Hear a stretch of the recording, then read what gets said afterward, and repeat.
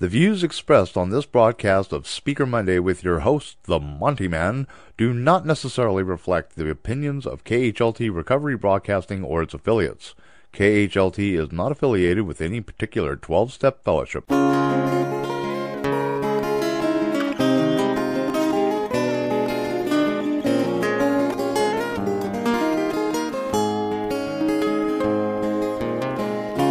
Just when you think you have all your ducks in a row,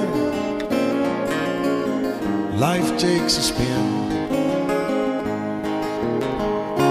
It happens again and again. It seems to me that when I take my will and let you go, without the booze, I've been living, that's a fact. Without the booze, I've been making my way back. Without the booze, I've been learning day by day to let it go and stay out of my own way.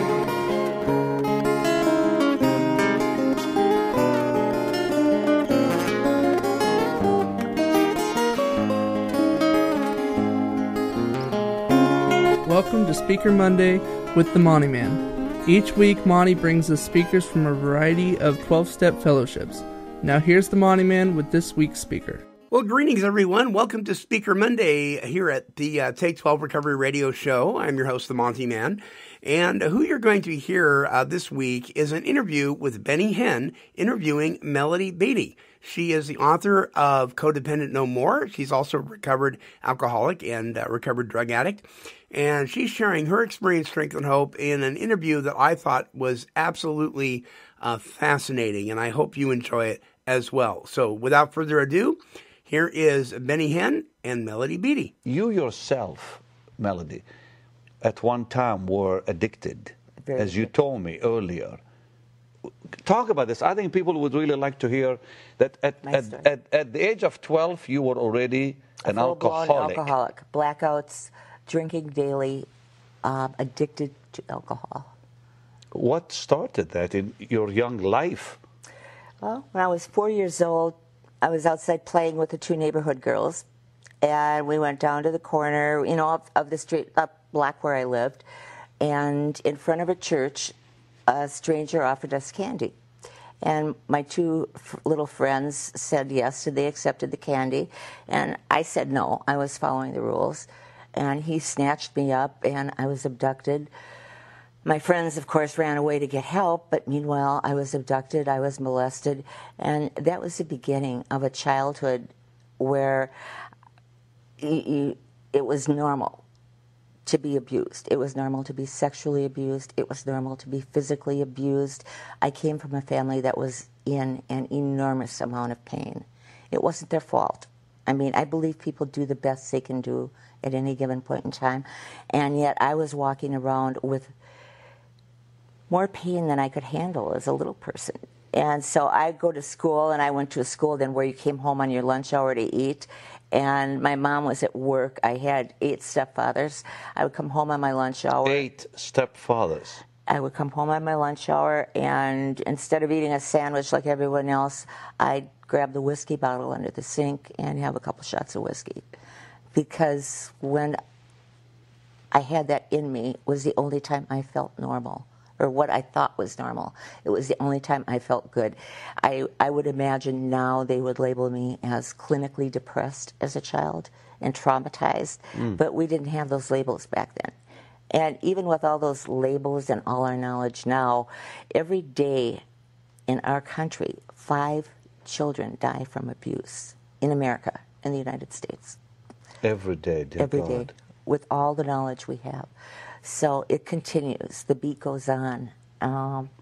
You know what is shocking to me is I've asked people in my meetings how many of them were addicted to something. Mm-hmm. I was shocked at the amount of people who would put their hands up, who were struggling with addictions. And that's only the tip of the iceberg, because either they're going to lie about doing it or they're going to lie about how much they're using. If an addict tells you they use like 2 doses a day, multiply that by at least 10. and then you'll be I closer mean, to the I truth. believe in the power of God, of course, that heals and delivers. That's the ministry I'm in. I also have come to realize that God does use the natural route to help people come out of bondage and stay out of bondage, like yourself and others. But it's not often, precious saints, we have dealt with a subject like this with someone like Melody, who is so well known in America that she is called an American phenomenon by Time magazine. Like I said, her books and writings are recommended reading. In fact, in Betty Ford, it's they have to read your material. I'm amazed, of course, by the fact that I thought the book would sell 900 copies. it sold millions. Her first book sold 8 million. Well, anyways, let's just go back. I want to talk to you about. Continue first, real quickly, with what happened to you, and then I want to start with how does bondage, addictions, dependency really begin in someone's life? But Okay. I'd like to hear about how you were set free. All right. So I continued this drinking as a child. I drank every day. I was an alcoholic, full-blown, by the time I was 12 years old. That meant I was having blackouts. I lost control of when I drank, what I did when I drank, and how much I drank. By the time I was 17, I made a decision that drinking wasn't any good. I kept hearing from my mother that I was just like my father. My father left when I was 2 or 3, and he was an alcoholic. And my mother said, you're just like your father. And I thought, well, all these problems are because of the alcohol. So I'm going to stop using alcohol, and from here on out, I'm only going to use drugs. To me, that was the solution. We're not thinking clearly. I wasn't thinking clearly. And most people who are addicted don't think clearly. Our best thinking cannot get us out of the trap we're in. So I continued. I did a Bonnie and Clyde thing for a couple years, robbing drugstores with the drugstore robber running around. Wow. And I'd get in front of the judge whenever I'd get arrested, and he'd look at my record. I graduated as a straight-A student on the honor roll from a Christian academy. And we didn't understand then. We didn't know that kids could be addicts. We didn't know that kids could be alcoholics. We didn't know that the disease wasn't particular. It could happen to anyone. It could happen to any family, because it is a disease. But Addiction is a disease. It is, but it's a disease that affects our behaviors. Our behaviors, our thinking, our choices, our emotions, and it's a disease that affects the whole family system. So anyway, I finally got in front of a judge, and by then society had evolved. We didn't have treatment when I first started drinking and when I first started using. There was no such thing as treatment. There was no treatment for children. Now, by the way, she's in her 60s, so we're talking a little way back. And you look good, by the way. Please go ahead. Okay, so I finally end up in front of a judge who is wise. And he said to me, I'm going to give you a choice. First he said this. He said, do you know that you're responsible for your own behavior? And I lied, and I said yes, because I didn't know that. I had never been able to equate cause and effect and responsibility, because I watched the family around me do terrible things and not have any responsibility. I watched the man that abducted me not have any consequences for his behavior. Wow. And I said, no, I didn't know that. And I also thought, if you're not loved, if you don't get love, then you can do whatever you want. You're free to do whatever you want if life deals you a bad hand. And we can do whatever we want, but we're going to get the consequences. And he said, you can either go to treatment for as long as it takes, or you can go to prison for 5 years. And I had to think about that, because he was asking me to give up my identity. He was asking me to give up the thing that had saved my life, and that was alcohol. Because on the one hand, it was killing me. On the other hand, it was medicating pain that was too much for me to bear. You have a little kid that's abducted, sexually molested, and then, the freak played Davy Crockett on the organ for me afterwards. That's more than the mind can take in. but I chose treatment, and I thought I could manipulate my way through. I thought I can get through there, get back out, use drugs again, everything will be fine. So I was in treatment, and I continued to use, but I wasn't able to use as much as I was used to. So some sanity began to set in. And the first thing I noticed was that it was a state hospital. I didn't get to go to Hazelton or Betty Ford. I went to, in state hospitals, they would have 1 or 2 cottages that were devoted to chemical dependency. And I was sent there. And I was there for 8 months. I used for the first 3 months. And the day that I was able to buy the best and the most drugs of ever was the day before my probation officer was coming to visit the next day. And I had it all planned out that I would wait until he had come and gone, and then I would use the drugs. Well, that night I went to bed, and those drugs started calling my name. I had hid them in the closet, and I could hear them, just saying, Melody, Melody. So I took 1 pill. And then I went back and I laid down. I thought, well, 1 pill isn't going to do any good. I might as well take 2. I took 2, and I thought, if 2 is good, 4 will be even better. Before I knew it, I had taken all the pills. I was up all night that night, and I really scared myself. I thought, what have you done? You've been telling yourself you're in control of your using. You're not in control. Those drugs are controlling you. And they were. They were controlling my life. How long did that go for? That was the next day, and that's the day I prayed. It's the first time I prayed in 12 years. And I sat on the edge of my bed, and I looked up at the ceiling. I don't know why. When I'm in trouble and I pray, I always look up at the sky, because I forget that God is right here. Can I open it for you, Don, and what do you keep talking?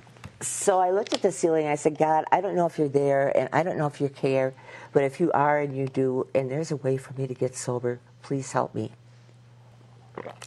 Nothing happened right away. There was no bolt of lightning. There was no earth-shattering anything. But right. 2 days later, I knew God was real. I felt God. I knew that I was connected to God and part of His world. And I knew that... You cried out to Him. I knew. I had said the prayer 2 days before that.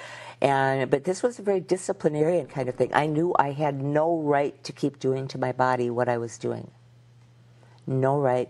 And that if I put half as much energy into doing the right thing as I had put into doing the wrong thing, there was very little I couldn't do.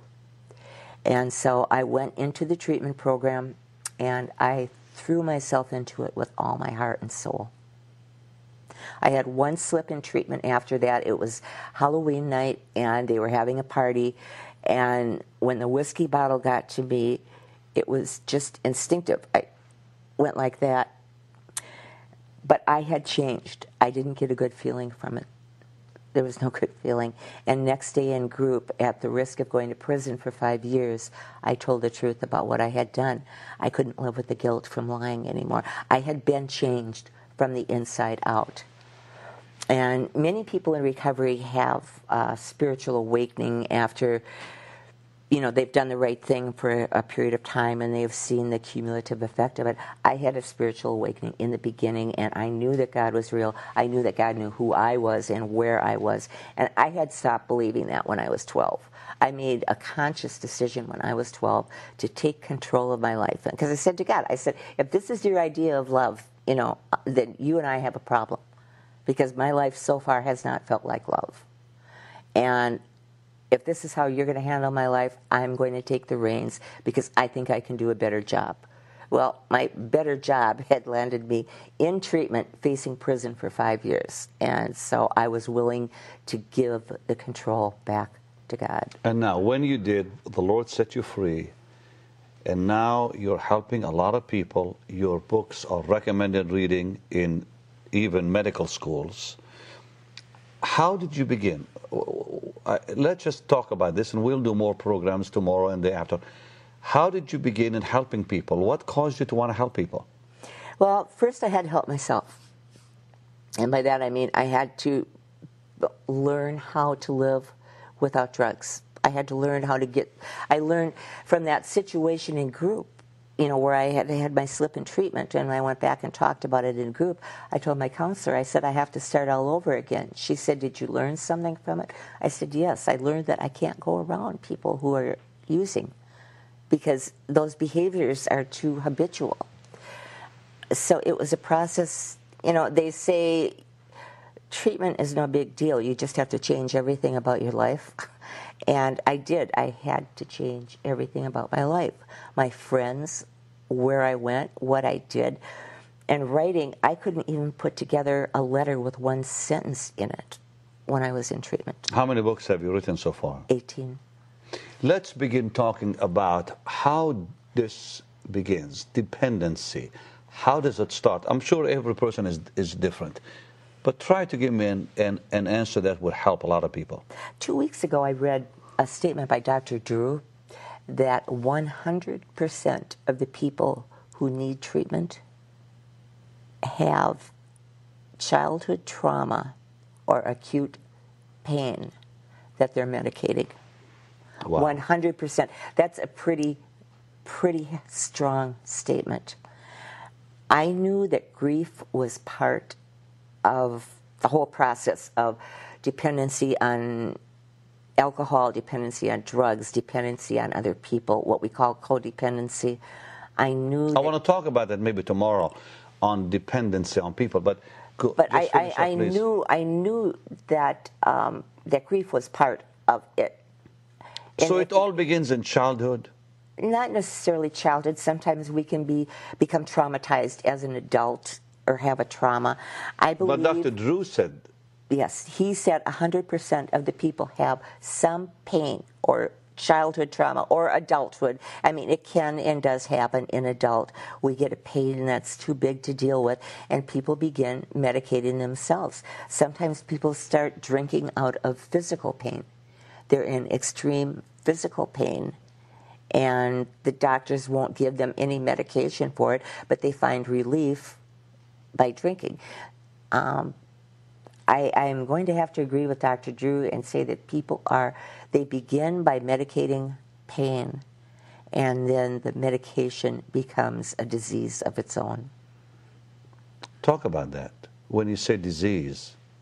Well, I really had deluded myself into believing that I was in control. I was choosing to use. I was choosing to use drugs. I was in control of it until that night when I saw that I was not in control of it, that the drugs were controlling me. And I had I almost had a slip twice in my recovery. Once was when my house burned down 2 weeks before Christmas. And I had to move my 2 children, my husband and I, into this little apartment, and he just left. He said, I can't handle this. When you get the house rebuilt and everything fixed, I'll come back. And I had just had it. First I want to tell you this. In the room where the fire started, and it was spontaneous combustion, everything in the room was ash. The wooden oak dresser was a solid formation of ash. There was only one thing in that room that survived, and it was a Bible that was on top of that dresser.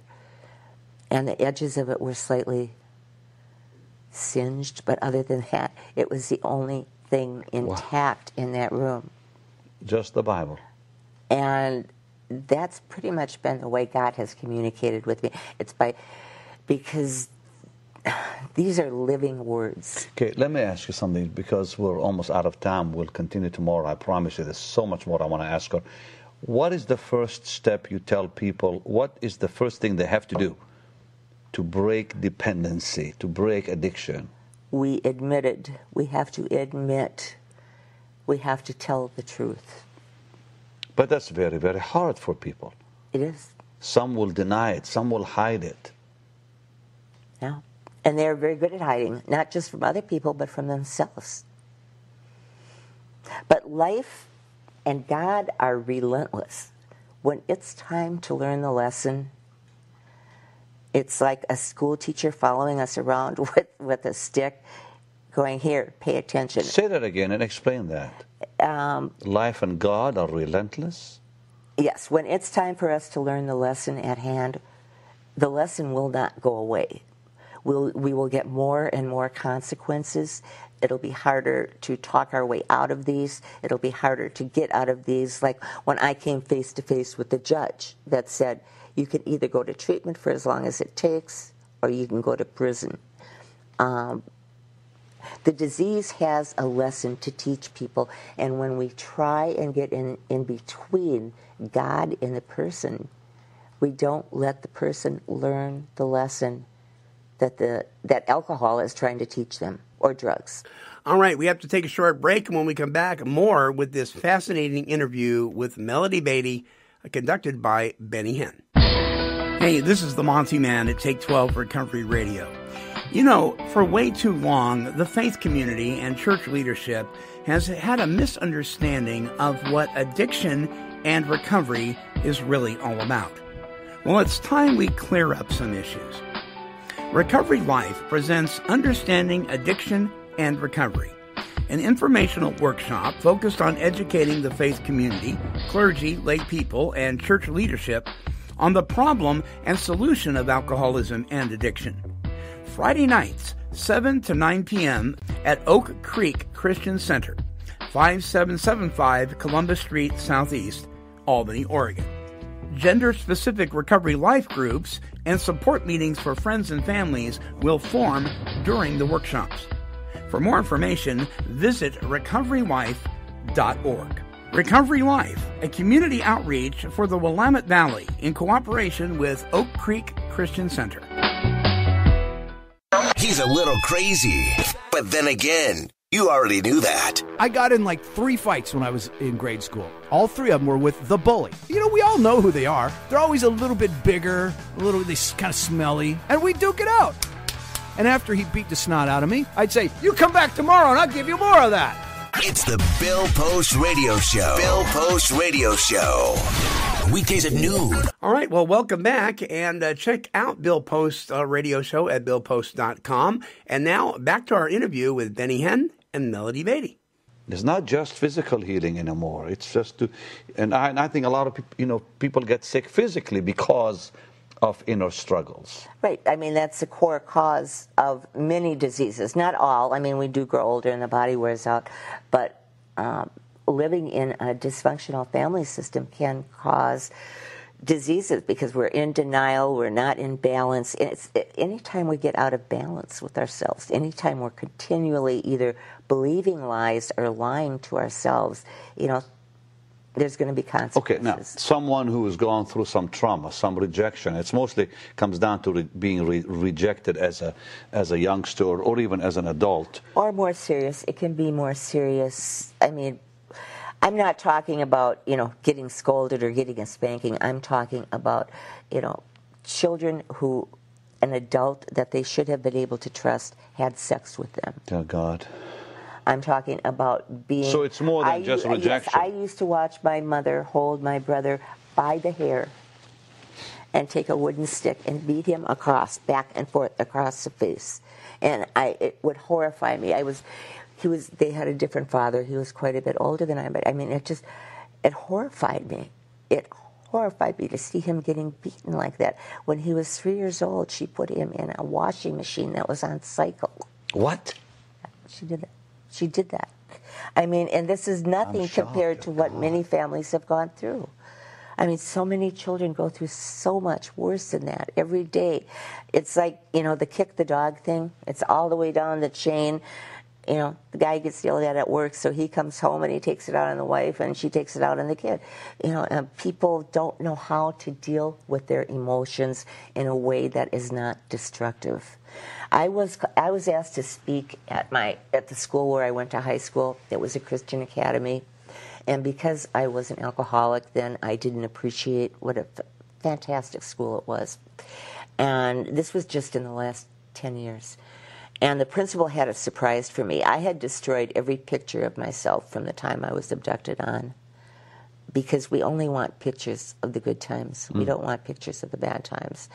And I didn't have any good times as a child. The principal wanted to surprise me. He had found a picture of me and he flashed this bigger-than-life picture on the wall behind me. And I was able to hold it together and give my talk to the kids at the school and talk about drugs, and that it's okay to have that problem, and it's okay to ask for help, because they're not wrong. It's a problem that can be solved. And they're not the problem. They have a problem. But when I saw that picture of me, it triggered. I went right back to my childhood, and for the next 4 months, I felt everything that I was unable to feel as a child. I tell you, all my friends were saying, oh, you got to go on antidepressants. I said, I don't want to go on antidepressants. These are my emotions. This is my pain. And I want to feel all of it. But it was 4 months of pain that just knocked me out. And I thought, for the first time, I had compassion for myself. No wonder I drank. I can hardly handle this now with all the tools I have. No way I could have handled that as a child. You said something very important right now about childhood and feeling the pain to understand what others go through. Let's talk about something really important here. How does an individual, how do they get free from the pain? What do you tell them to do? Okay, they had a trauma. Then, how to get out of it? I know they numb it with alcohol, drugs, but how do we get free from this? How do people get free from it? You have to feel it. What do you mean by feel it? Like you have to connect with the emotion. You have to connect with it. You don't have to grovel in it. You don't have to stay in it. You have to connect with it instead of fighting it. They say that people from those situations leave their body, and a lot of people don't know what that means, but we develop. I can remember when the abduction and the abuse, it's almost like we get outside of ourselves and we're watching it like it's happening to somebody else. It's a trauma reaction. And there's many different therapies. There's one therapy that has to do with eye movement, and whenever, like in 911, they will send teams of people that work with the rapid eye movement to help dissolve trauma. But basically, we've got to, walk through all this unhardened cement, wearing these heavy boots, and just slough through all this pain. We've got to be willing to feel it at least for a minute. How does that help? Then we can release the emotion. The emotion isn't going to go away. We are emotional beings, we're mental beings, we're spiritual beings, and they aren't disconnected. They aren't compartmentalized. They are not, you said. They are not. No. I mean, they're all connected. The emotional. I have seen so many people who are Christians, and they lose a child, and they think that they shouldn't grieve. Because if they're a Christian and they know their child is with God, then they shouldn't feel sad. It's not real. No, it's not real. So they have to let it go, is what you're saying. And the only way to let it go, language of letting go, is to go through it. You have to feel it. And if you feel it, you can let it go, you can release it, you neutralize it. If you get into battle with it, you're in resistance, you're in a civil war with yourself.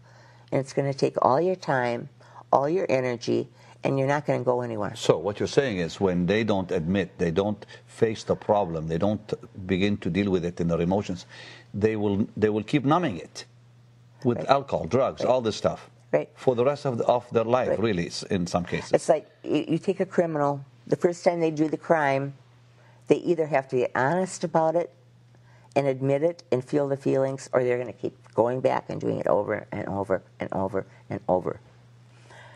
That's how we're wired as people. Is that what you mean by self-help?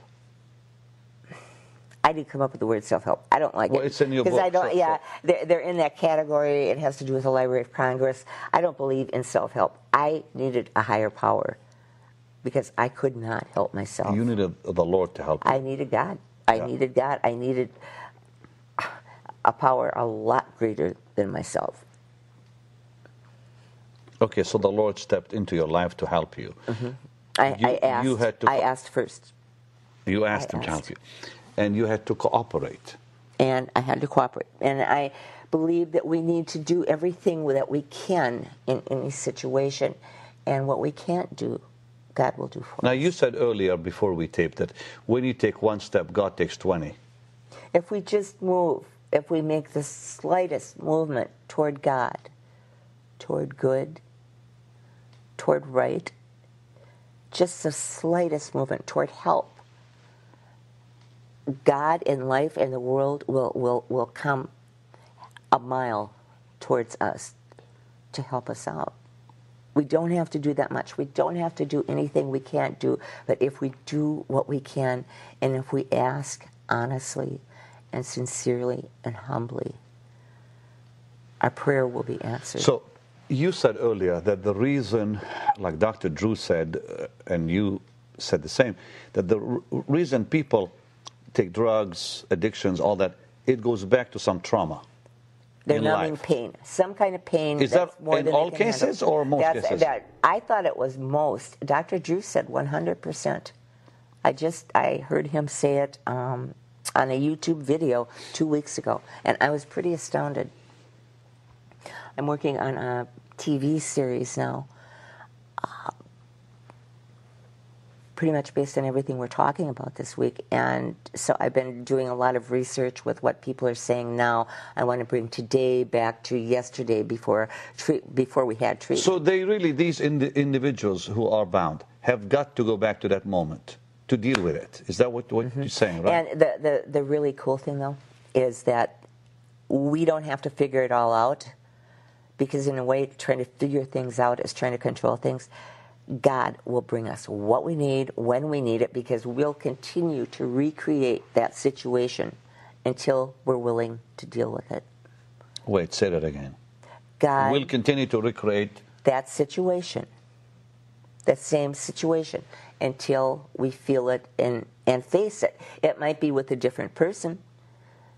So what you're saying is that trauma is the source, it's the problem, right. It's the root, it's the seed. That's the seed. And so there'll be different problems in life. It could be emotional, it could be with an addiction, it could be with alcohol, it could be with something else, but it all goes back to that one thing. The trauma or the pain. It can be not necessarily traumatic, but ongoing, daily, severe pain. And I'm not talking about being mildly uncomfortable. I'm talking about serious pain, and children having to go through more than kids should have to go through.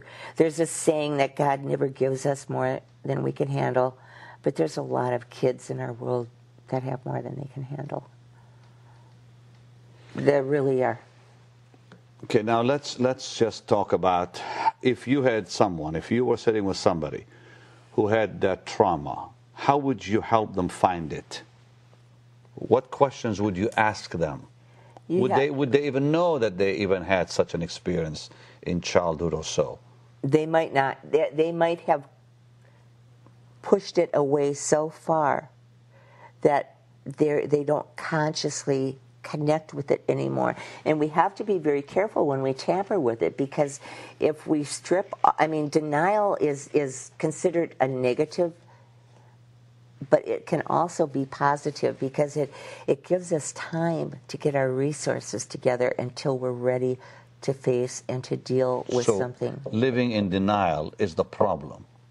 Is that what you're saying? That's why it can be a problem, and it can also be, thank God for denial, because sometimes it gives us a chance to get our resources together until we're strong enough and ready to face the problem. I believe that God will bring us the truth when we're ready to face it and when the time is right. I know a person that had been bound by drugs and other things.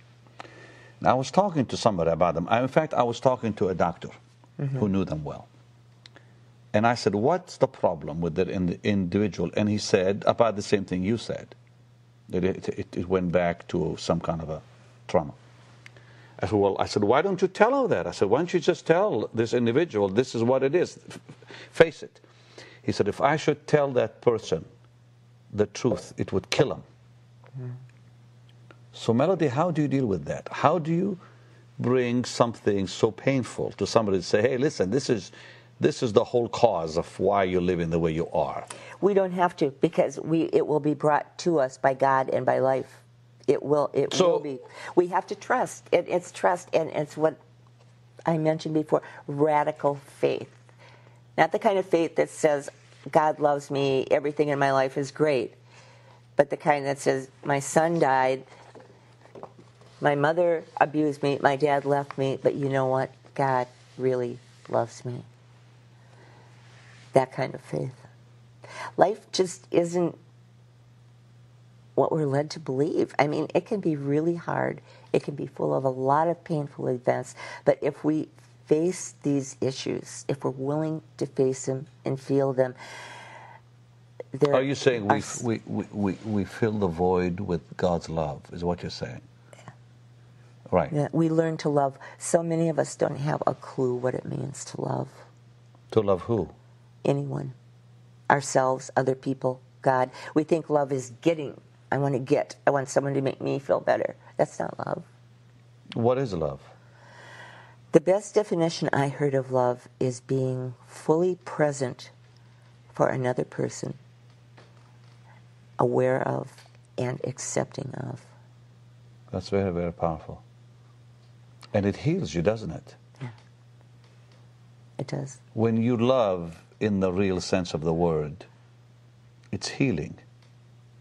Nothing can heal like love. Nothing.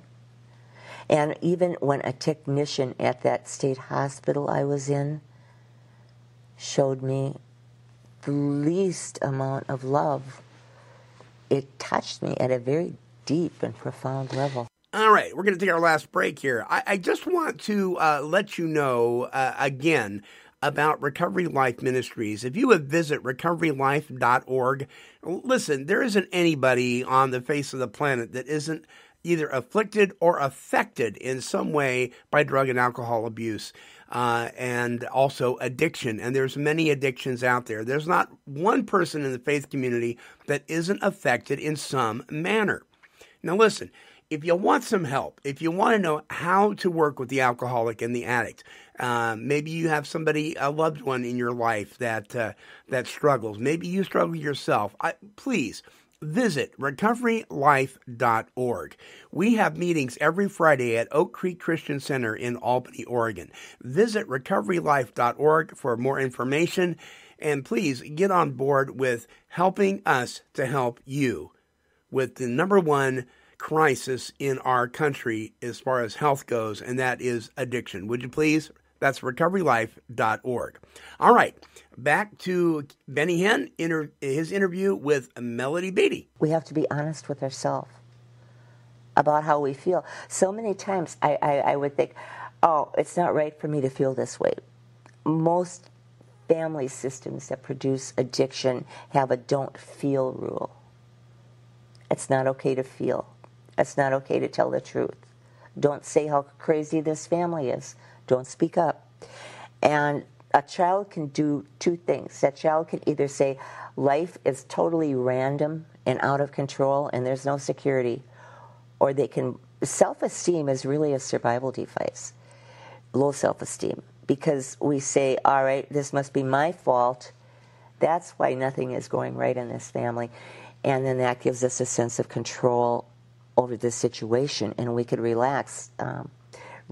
Self-esteem is low self-esteem is a survival device until we can understand that pain is part of life, loss is part of life.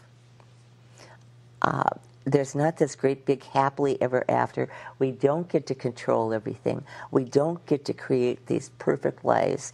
And even the best Christian is going to have some challenges. And usually, the stronger the person, the more challenges they're going to get.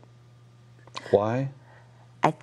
My own theory is that the more potential we have for doing wrong, the greater our potential for being used for good by God. If you're just lukewarm in the things you do wrong, you're probably going to be lukewarm in the things you do good. But if you can really get out there and raise some chaos, you're also going to be capable of doing a lot of good once you turn your life and will over to the care of God. Now, a Christian family, they teach their children the Bible. They go to Sunday school on Sunday. They read the scriptures to their kids every night. They pray with them. They go to bed. And one day you discover your son is on drugs, or your daughter is doing drugs or alcohol, and you're wondering what's going on. Now you're saying some trauma happened. Dr. Drew says 100%. We parents aren't aware of any trauma because we've loved our kids. We've done the best and all we could for our children. It's not our fault. So are you saying that it's just going to happen anyways?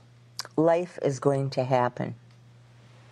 Even though in Christian families who says, I've done it all right, I've prayed with the kids, I've made sure they know Jesus and prayed with them every night and all the rest. Pardon? We are not immune from all the pain and all the problems that everyone has. In fact, we're probably going to get more of it because we're going to be asked to go through it, because then we can be of more help and of more service to other people. Yeah, but I mean, these things are going to happen in any ways outside the home. They can happen in school. They can happen outside the family. Anywhere, and we're not immune. We're just not immune. I, in a million years, didn't think after I got sober and really turned my life, my writing over to God, and then to have my son die 3 days after his 12th birthday. I was so angry at God. I almost got high again. And after that fire, I was going to tell you, the only thing that survived was my Bible. I went out to the liquor store and I bought alcohol. I bought alcohol, and I was going to drink, and I had that Bible, and I said, "All right, God, you've got one chance to tell me why I shouldn't get drunk." And I opened up the Bible, and my thumb was on the verse that said, "You cannot serve two masters." I said, "That's good enough for me." Listen, if you're just tuning in, Melody Beattie is very famous. Time magazine called her an American phenomenon, and her books are recommended reading even in medical schools and places that help a lot of people. Let's talk about, you talk about set yourself free. What do you mean by that? How can someone set themselves free? Our instinctive response, if our child, if someone we love is using or into a destructive behavior, we want to control them. We want to make them stop. We want to make them do the right thing because we're right and they're wrong. And control doesn't work. It does not work. It's like the more we try and control, the more they rebel against us. And whatever we try to control controls us. So we need to let go of our need to control. That's how we set ourselves free. Say it again. Explain it a little more, because I think you're really hitting on something here. Anything we're trying to control controls us. Yeah, because we're totally enmeshed in trying to control that. And the thing is, every time we turn our back, that person... Man, I know somebody just like that. I mean, you're hitting on something. It's really getting my... my radar up, but go ahead. The person or thing we try and control is going to resort to what it is, to doing what it was doing. Because people have to change from the inside out, not from the outside in. And whatever we try and control controls us, because it's going to take all our time, our thought, our energy, and our willpower to try and direct that to do and be what we want it to do. And it is going to run our lives. Man. So how do we get free from that? We let go of our need to control. But that's tough. Yeah. No one said it was going to be easy. You know, I got tricked. I had no idea it was going to be this hard, which is why I wrote this book. The language of letting go. We'll talk about that. Yeah. So set yourself free by letting go. By stop trying to control other people and focus on taking care of ourselves. That's not a pampering thing or a selfish thing. It's self-responsibility. Taking care of yourself. Okay, let's discuss that. How? In what ways? Taking care of... I didn't know in the beginning what it meant, because I had been so focused on the other person that I didn't see how crazy my own behaviors had become, trying to control an alcoholic. And when I saw that I had lost control, alcohol was again controlling me, but it was controlling me through another person using it. By another person's drinking, alcohol was again controlling my life because I spent all my time trying to keep that other person from drinking. I swear to God, I could lock him in a closet nude and he'd come out drunk. It was amazing. But that's a powerful thing you just said, that when you're trying to control somebody, really this is the big mistake, because that's going to end up to control you. Yeah, and yet it's our instinctive reaction when someone we love is hurting themselves. We want to make them stop it. It's like we see them drowning and we want them... You're describing people I know, you know that, right? You're describing... There's a lot of people like that. I mean, there's people watching who are saying, yeah, I know somebody like that.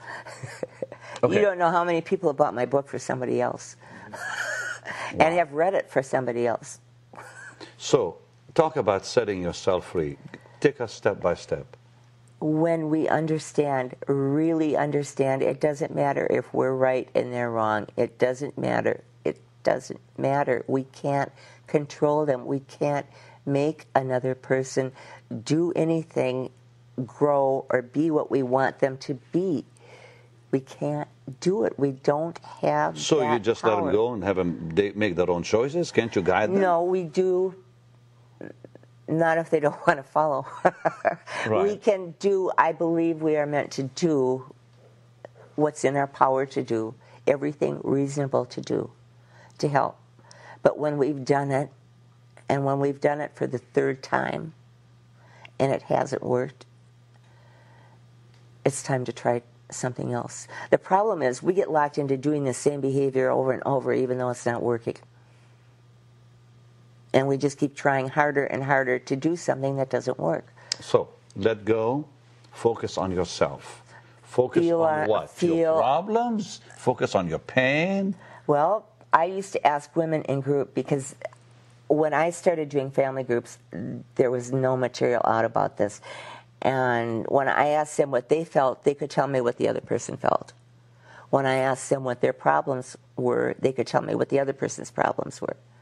When I asked them what their goals were, they could tell me what the other person's goals should be. But they couldn't tell me these answers for themselves. And that's what it means to take care of ourselves, to feel our own feelings, to take responsibility for our own thinking, to make our own choices, to set our own goals, and to live our own life. We are not an appendage to another person. We are a whole human being, ourselves, each of us. Is that what you mean by fall in love with yourself, have a love affair with yourself? Or is that something different? Well, it means, it's so easy. I can watch somebody that has an addiction problem and needs to go to treatment, and I can have so much compassion for that person, and I can understand. Right. It's so hard for me to have compassion for myself. It's so hard for me to forgive myself.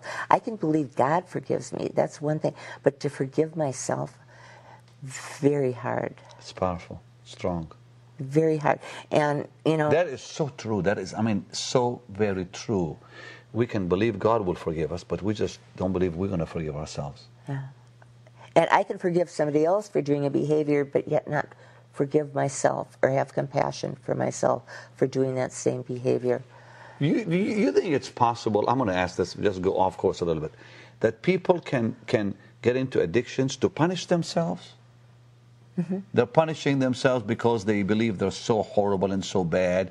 They cannot forgive themselves, so let's just punish me by drugs, punish me with alcohol. They punish themselves. Get me in a relationship where the other person really treats me badly. That'll do it. That'll punish me the way I need to be You're punished. punishing yourself, yeah. And I believe it's another stage of grief. Elizabeth Kubler-Ross, who came up with the 5 stages of grief, I believe she left out 2. And I got to meet her before she died. And I believe 2 of those stages that were left out were guilt. I believe every time we have a loss, we feel guilt even though we had nothing to do with it, and obsession. And I believe obsession can be a good thing. Can you mind just talking about that? Because I think a lot of people would be interested now to know what are the stages of grief?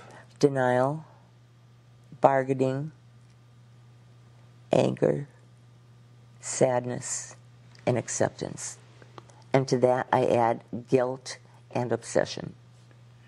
People go through these stages? And not in a neat, tidy way like I just said. They bounce all over. But they're the essential stages they go through on their way to acceptance, forgiveness. You know, if we forgive too soon, it causes cancer. What did you say? If we forgive too soon, it causes cancer. I have never heard that. If we forgive too quickly? If we're doing forgiveness to avoid feeling our feelings and dealing with the real problem. Wow, I have never heard that before. We need to recognize the problem first, and then we can forgive. But if we're forgiving because it's a form of denial, that's not real forgiveness. I'm hearing things from you I never even thought about. But there's so many people who say, well, I forgive you, but they can't release the hurt. And then they get sick. Mm-hmm. That is so true. Or the anger. Anger is the hardest. It's the worst. And studies have shown it can cause cancer? Unresolved emotions. Unresolved emotions cause cancer. And probably other diseases. Yeah. And that's not for people to blame themselves if they're sick. I don't think sick people should blame themselves. That's not what I'm saying at all. But I know that when I was in denial about my spouse's alcoholism, I was sick all the time. All the time. I am quite shocked by hearing all you're telling me. I mean, I'm in the healing ministry, and I've tried to understand what causes sickness. And I've gone, foods, the wrong foods, pollution, all that stuff. Mm-hmm. But there's a lot more to it. There is. And you're right. I mean, toxic foods, toxic environment. Right now, I'm toxic emotions. Yeah. Emotion. They find places to hide in our body. Trauma finds places to hide in our body. Wow. I mean, I've heard that many times before, but you really just hitting it hard right now. That's so powerful. So we got to release them. Acknowledge them. We've got to honor them, at least enough to admit they're there, to feel the original feeling, and then we can let it go. We don't have to spend our whole lives talking about feelings endlessly, telling the bus driver how we feel, telling the mailman how we feel. But maybe we do. But we need to tell ourselves. And we need to feel it for a moment. And then we neutralize it. But isn't that where the Lord comes in, where you talk to Him? Tell Him, Lord, this is the way I feel about so-and-so and such and such. That's actually the activity I do in Make Miracles in 40 Days. It's about, there's very easy activities we can do if we don't have money for therapy. Well, there you have it for this week's speaker on Speaker Monday here at Take 12 Radio, the Take 12 Recovery Radio Show. Remember to visit our website, take12radio.com, if you're listening on the Bill Post Radio Network. And if you're at take12radio.com, listen to the Bill Post Radio Show, noon to 3, Monday through Friday. Next up is Bill Post. Until our next broadcast, this is the Monty'man, and I'm wishing God's perfect serenity for you. Bye-bye now. Without the booze, I've been living, that's a fact. Without the booze, I've been making my way back. Without the booze, I've been learning day by day to let it go and stay out of my own way.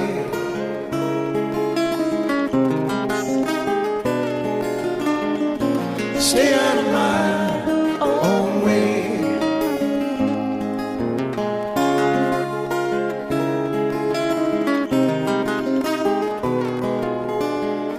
Stay out of my own way. This has been a broadcast of KHLT Recovery Broadcasting.